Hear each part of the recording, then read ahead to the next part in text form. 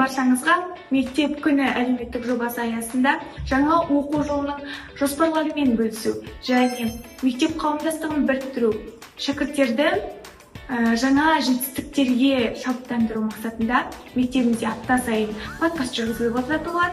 Оның жүргізушісі мен, Азаматова Айесин. Ендеше іске сәт. Жаңа оқу жылы, жаңа мақсаттар атты подкастымыздың алғашқы шығарылымының алғашқы қонағы мектеп директоры Кубаев Мереке Өтегенұлы. Қош келдіңіз, уақытыңызды бөліп келгеніңіз үшін көп рахмет. Енді сөз кезегін өзіңізге берсек. Рахмет. Қайырлы күн, құрметті көрермендер. Енді мектебіміздің тарихына тоқталып кететін болсақ, тарихы сонау 1935 жылы негізі қаланған мектеп. Биылғы таңда, бүгінгі таңда мектебіміз өзінің 90 жылдық мерейтойын атап өтіп отыр. Сонымен бірге сан мыңдаған түлектерін шығарып, республикамыздың түкпір-түкпірінде осы мектептен түлеп ұшқан түлектеріміз еңбек етуде, көптеген жетістікке жетіп жатыр. Оларға айтып өте қуанамыз. Енді бүгінгі таңда бұл мектепте 801 оқушы, 46 класс комплектісі жабдықталып отыр, заман талабына сай. Сонымен бірге 1-11 класс аралығында 165 оқу озаты және 267 оқу екпінісімен мектебіміздің білім сапасы жоғары деген деңгейде тұр. Биылғы мектеп түлектерінің ішінде 42 мектеп түлегі, оның 17-сі грант иегері атанып, 3 алтын белгімізбен мақтан тұтамыз. Олар енді атап айтсақ, Меркен Әлия, Сайын Жұлдызай және Қараш Нұрхат сынды оқушыларымыз алтын белгі иегері атанды. Мектебіміздің ұжымына тоқталатын болсақ, 123 мектепте педагогикалық қызметкер жұмыс атқарады. Олардың 20-сы педагог зерттеуші, 39-ы педагог сарапшы және 43 педагог модератор қызмет етуде. Мектептің техникалық базасы жоғары деңгейде, заман талабына сай жабдықталған. Мына Қазақстан халқына жобасында мектебімізге жаңа техникалық базалармен жабдықталып, класс кабинеттері, көптеген жаңа компьютерлік жүйелердің барлығы интернет жүйесімен жабдықталып, мектебіміз жаңартылып келеді. Мереке Өтегенұлы, сіз негізі география пәнінің мұғалімісіз. Осы мамандықты таңдауда сізге жол сілтеген адамдар бар ма? Әлде өзіңіздің жүрек қалауыңызбен түстіңіз? Әрине, мамандық таңдау ең алдыңғы орындардың бірі, себебі адам баласы мамандық таңдай отырып, ол өмір бойы сол мамандықтың иесі атанып, немесе сол мамандық арқылы өзін көрсете білетін, жетістікке жете білетін саланың бірі. Сондықтан мамандық таңдауда үлкен әсер еткен бізде бұл география пәнінен сабақ берген Мира Салауатқызын айта аламыз. Сонымен бірге ата-анамыздың да өзінің ықпалы болды, себебі ол кісілердің өзі осы педагогика саласын таңдауға, мұғалім болуға итермелеуге бірден бір күш болды деп есептеймін. Себебі өзімнің анам математика пәнінің мұғалім болғандықтан педагогтың жұмыстары сондай бір жетістіктерге жетуге, өзінің еңбегінің арқасында екендігі, педагог үлкен бір шағыртық табыс болу керек. Себебі педагогтың өзіндік ішкі жүрек қалауы болмайтын болса, онда мұғалім болудың өзі қателік болар еді.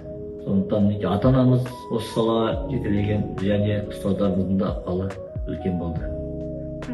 Яғни мамандық таңдау, жалпы бізде айтады ғой, жар таңдаудан және мамандық таңдаудан қателеспеген.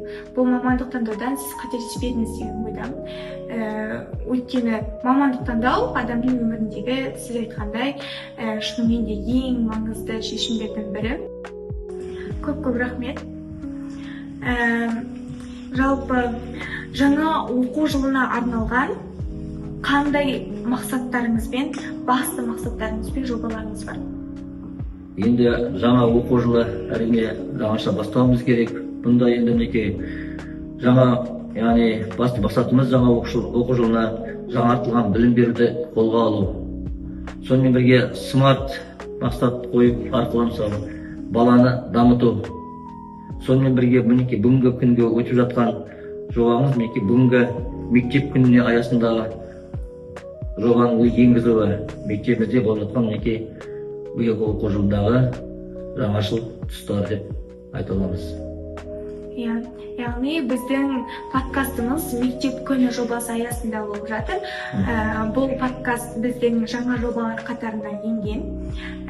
Және де алдағы уақытта бізде жасанды интеллект, ғаламтор, әлеуметтік желілерді тиімді пайдалану, оны үйрену жайлы жобалар енгізілуде. Оқушыларымызды жалпы осы жақсы жобаларды бастау үшін, жақсы жобаларды іске асыру үшін ол бізде оқушылар. Осы биылғы жылғы оқушылардан не күтесіз, қандай жетістіктер күтесіз? Яғни биылғы оқушыларымыздан алдағы уақытта облыс көлемінде немесе республика көлемінде үлкен жетістіктерге жетеді деген ойдамыз. Енді былтырғы немен салыстырмалы түрде айтып кететін болсақ, көптеген оқушылар енді әрине өз мақсаттарына жетіп жатқан, республикалық, яғни танымал болып жатқан оқушыларымыз да баршылық. Атап айтатын болсақ, бізде 4 сынып оқушысы Задор Сезім, 2-7 сыныптар арасындағы Зерде республикалық жобалар конкурсында республикалық кезеңге шығып, одан 2-ші орын иеленіп келуі біз үшін өте үлкен жетістік. Біздің мектептің, біздің ауданымыздың, немесе тіпті Батыс Қазақстан облысының мақтаныш деп айта аламыз. Республика көлемінде 2-ші орын алған оқушымыз бар.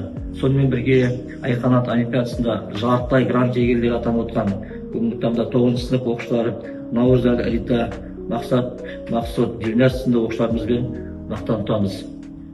Бұлар арқылы яғни біздің мектептің мінекей жетістігі, ауданымыздың яғни білім деңгейінің көрсеткіштері жоғары деңгейде яғни көрініп келеді. Енді мектептің дарынды да яғни озық оқушылары, білімді оқушылары көп болсын деген ойдамыз. Биылғы оқу мектеп оқушыларынан осындай жақсы деген жетістіктерді күтеміз. Біздің осы, яғни мектебіміздің осы республикалық, облыстық деңгейде Айқанат сынды үлкен мүмкіндікті жіберіп алмай, сол мүмкіндікті пайдаланған оқушыларымызбен біз мақтанамыз. Бұл біздің мектебіміздің білімін, оның сапасын айқын көрсетеді. Біз олармен әрине мақтанамыз. Осындай жобаға келіп, біз бастап жатырған кезде бізге қолдау көрсетіп, бізді қолдағанымызға көп алғысымызды білдіреміз. Уақытыңызды бөліп келгеніңіз үшін көп рахмет. Енді біздің подкастымызға өзіңіздің айтар тілегіңіз. Рахмет. Мектеп күні аясында алынып жатқан жаңа жобамыз, жаңадан мектеп қосылып жатқан іс-шараларыңызға табысты болсын дейміз. Осы мектептің өмірімен тығыз байланысты өткізіп жатқан шараларыңызға тек жақсылық, табысы мол оқу жылы болсын дейміз.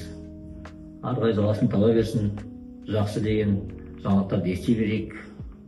Сол сұхбатыңызға көп рахмет. Сізге де көп рахмет. Ендеше құрметті көрермен, біздің подкастымыз өз мәресіне жетті. Алдағы шығару